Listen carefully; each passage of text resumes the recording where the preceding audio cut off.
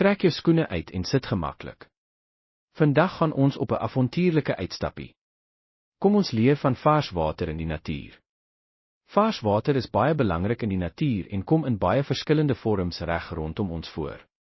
Ons belangrikste bron van vars water is reën, wat uit die lug val en help om ander waterplekke vol te maak.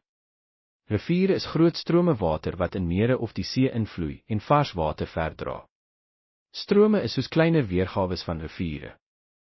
Hulle vloei steeds oor die land en dra belangrike water saam. Vlei of moerasgebiede is nat, plekke wat help om water skoon te maak en 'n knushuis vir baie verskillende diere bied. Mere is groot, stil watermassas van vars water, sommige is natuurlik en ander is deur mense gemaak. En diep onder die aarde is daar grondwater, versteek in rotse en grond. Hierdie wonderlike vars water in die natuur is baie belangrik vir almal. Mense, diere en plante het dit nodig om te leef en te groei. Ek hoop jy het vandag iets nuuts geleer.